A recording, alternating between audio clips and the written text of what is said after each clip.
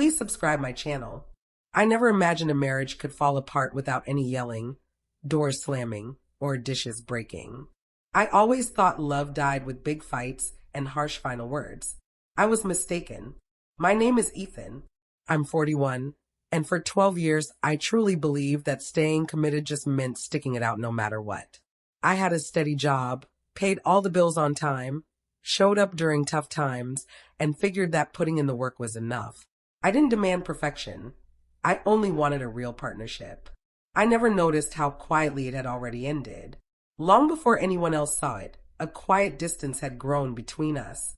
It was heavy, unspoken, and it slowly wiped away what I thought was our lasting trust and respect. When I first met Sophia, she was warm, quick-witted, and full of confidence. She laughed freely and made everyone around her feel special. I liked that she had a history, including an ex named Lucas, because I figure mature adults could leave old chapters closed.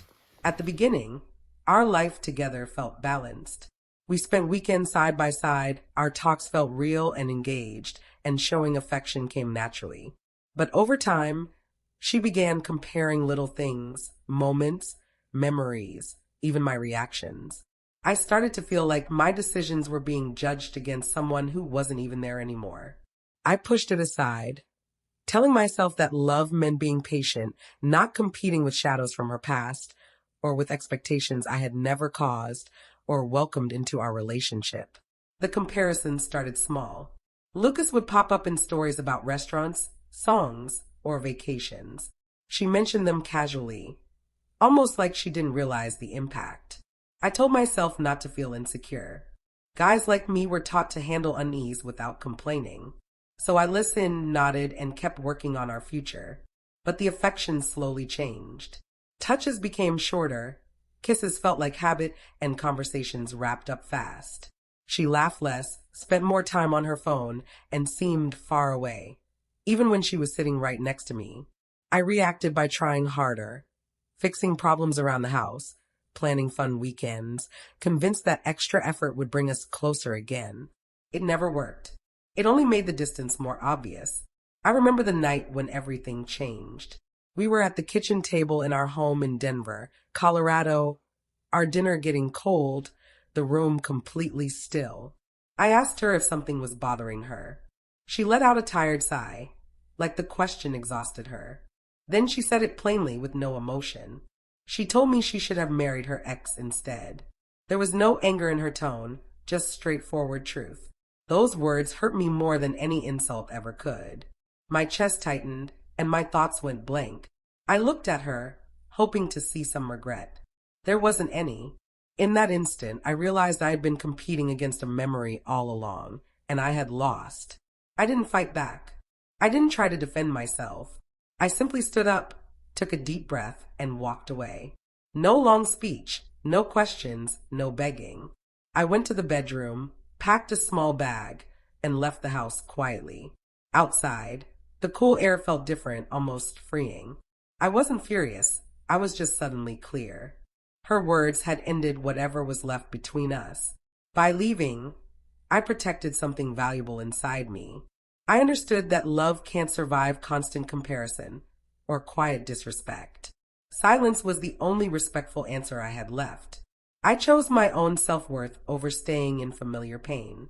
Even though it hurt badly to leave someone I still cared about, I drove around for a while with no destination, letting the quiet sink in.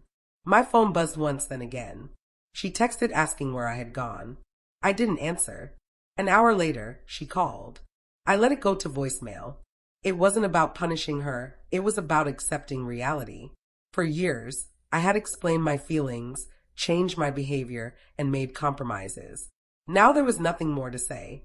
I stayed with a friend named Tyler, who just listened without jumping in with advice. When I told him what she had said, he simply nodded. That was all I needed. Sometimes understanding comes from someone just being there, not from fixing it. I slept soundly that night for the first time in months, free from the weight of comparison. A quiet sense of clarity arrived. I didn't feel regret, only sadness for what we had lost. She texted again, saying she hadn't meant it that way. But words don't come by themselves. They carry real truth. I knew that staying would mean accepting second place forever. I deserved better than being someone's backup option. I sent one short message. I needed time and space. She replied right away. I left it unread. I learned that real impact often comes after silence, not in the middle of arguments.